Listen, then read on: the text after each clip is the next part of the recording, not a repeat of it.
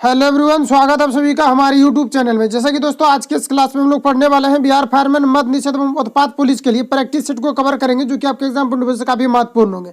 तो चलिए शुरू करते हैं आज की इस क्लास को और चीजों को समझते हैं। आज के इस क्लास का पीडीएफ वीडियो के डिस्क्रिप्शन में टेलीग्राम का लिंक डाल दिया हूँ, तो आप लोग टेलीग्राम से जुड़ जाइए। टेलीग्राम पर आपको सारा पीडीएफ भेज दिया जाता है, तो वहां जाकर आप लोग इजीली रीड कर पाओगे। अब कुछ अभ्यर्थियों का कमेंट था कि मैथ का भी क्लास चलाइए, तो देखिए मैथ का आपको डेली जो है यहाँ पर आपको डल दिया जा रहा है क्लास। तो आप लोग को क्या करना है कि हो सकता है आपको नोटिफिकेशन नहीं मिलता होगा, चैनल को सब्सक्राइब जब करते होंगे तो वहाँ पर आपको बेल आइकन दिखता होगा, उसको आप लोग को ऑल पर सेट करना है, वहीं से आपको जो नोटिफिकेशन मिलता रहेगा।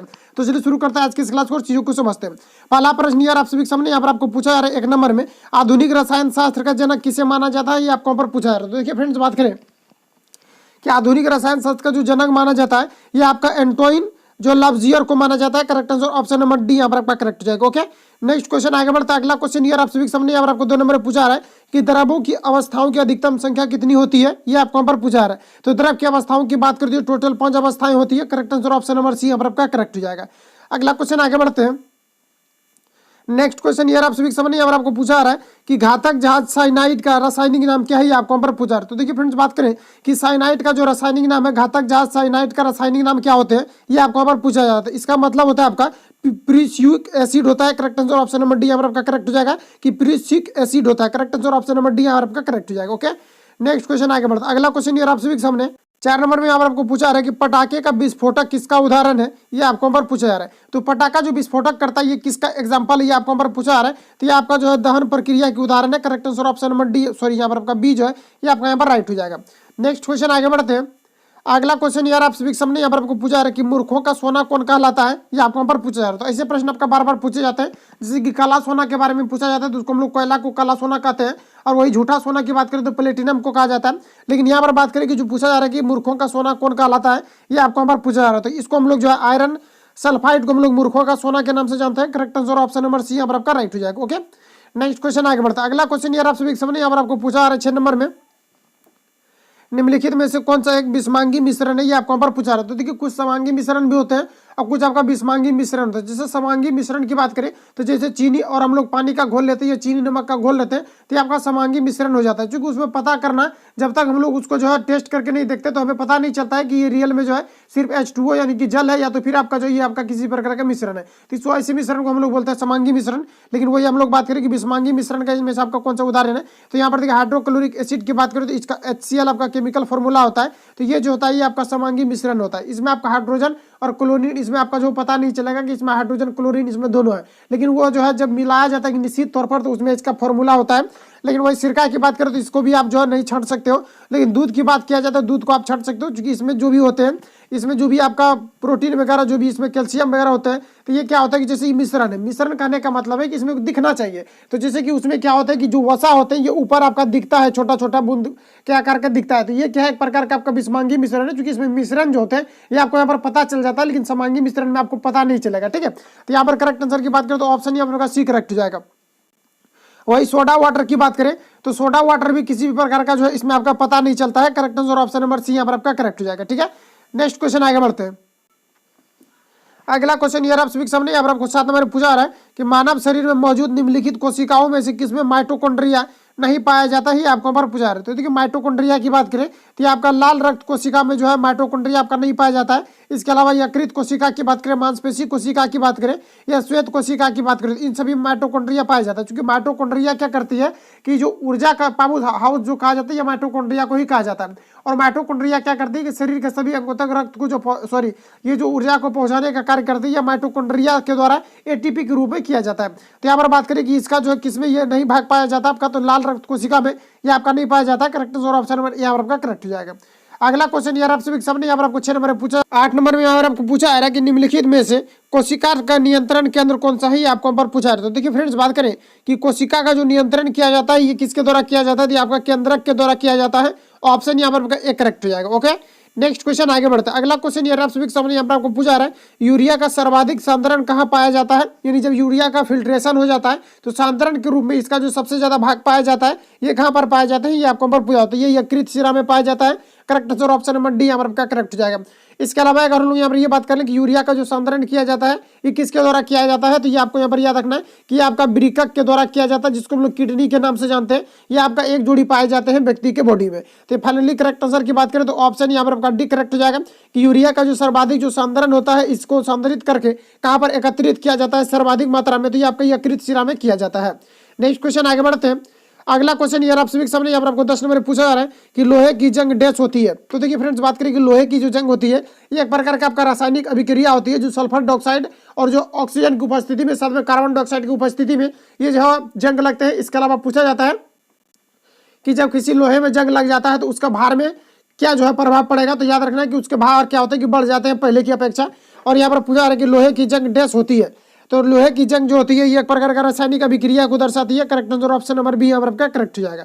अगला क्वेश्चन ये आपसे सामने यहाँ पर आपको पूछा जा रहा है 11 नंबर में, जंग लगने के लिए 3 घटक होने के लिए आवश्यक कौन कौन से होते हैं? ये आपको पर पूछा है। तो जंग लगने के लिए जो आवश्यक घटक होते हैं ये आपका लोहा में आपका सबसे पहली बात तो आपको लोहा होना चाहिए, क्योंकि लोहा में जंग लगेगा तो लोहा होना चाहिए। तो ये आपका लोहा हो जाएगा। ऑक्सीजन तथा आर्द्रता इसके लिए आपका होना अनिवार्य है, क्योंकि आर्द्रता रहेगा तभी उसमें नमी की जो है नमी उसमें आएगा, और नमी आएगा तभी उसमें जंग लगेगा, यानी कार्बन लगेगा। तो करेक्ट आंसर की बात करें तो ऑप्शन डी यहाँ पर आपका करेक्ट हो जाएगा। अगला क्वेश्चन ये आप सभी के सामने यहाँ पर आपको 12 नंबर में पूछा जा रहा है, इलेक्ट्रिक बल्ब फिलामेंट किससे बना होता है? ये आपको पर पूछा जा रहा है। तो इलेक्ट्रिक बल्ब की बात करें तो ये आपका टंगस्टन से बना हुआ होता है। करेक्ट आंसर ऑप्शन नंबर यहाँ पर आपका करेक्ट हो जाएगा। और वही हम लोग हीटर की बात करें जो कि हीटर में किया जाता है, इसमें आपका नाइक्रोम का प्रयोग किया जाता है, या तो फिर आयरन वगैरह कुछ भी ले सकते हैं हम जिसमें कि नाइक्रोम का प्रयोग किया जाता है। इसके अलावा हम लोग बात करें टंगस्टन की, तो टंगस्टन आपका बल्ब जो होता है ये आपका फिलामेंट का किया जाता है।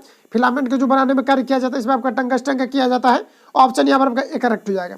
अगला क्वेश्चन ये आप सभी के सामने यहाँ पर आपको 13 नंबर पूछा जा रहा है, सर्वप्रथम मानव ने किस धातु का प्रयोग किया था?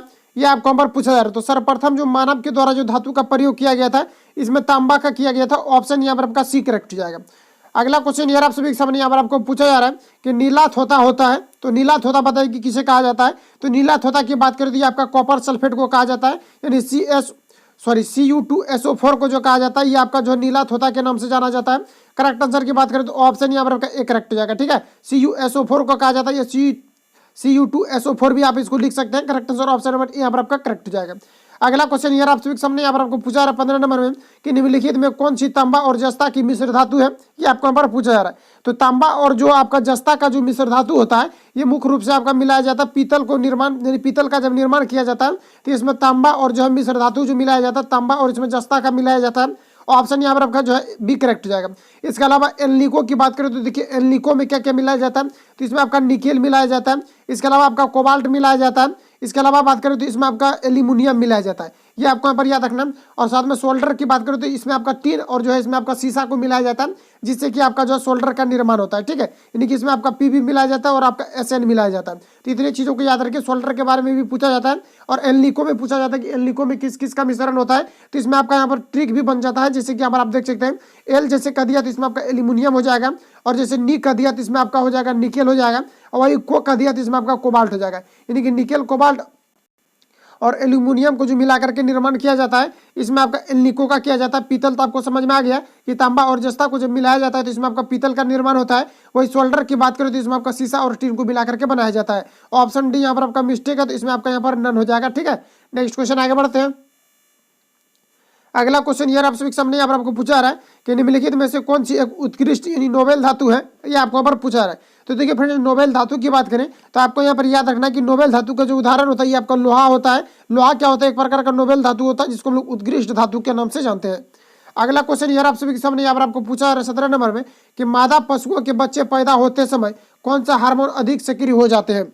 तो मादा पशुओं के बच्चा जो पैदा होते हैं उसमें कौन सा हार्मोन जो होता है ज्यादा सक्रिय हो जाते हैं? उसमें आपका जो ऑक्सीटोसिन जो होता है ये आपका सबसे ज्यादा हार्मोन जो है उत्तेजित हो जाती है। Correct answer option number B यहाँ पर आपका करेक्ट हो जाएगा।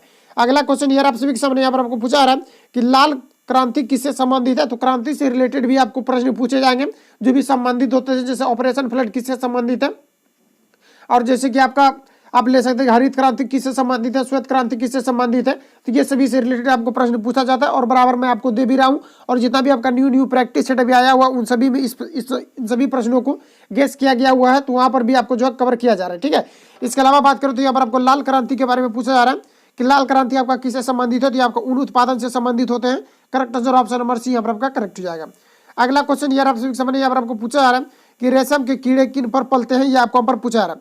तो देखिए रेशम का जो उत्पादन किया जाता है रेशम कीड़े के द्वारा ही किया जाता है, लेकिन ये किस पर पलते हैं ये आपको पर पूछा जा रहा है। तो ये जो आपका पलता है ये आपका मलबरी नामक एक पौधा होता है जिस पर कि रेशम के कीड़े जो इस पर पलते हैं, जिसको हम लोग शहतूत के नाम से भी जानते हैं। Correct answer option number B यहाँ पर आपका करेक्ट हो जाएगा।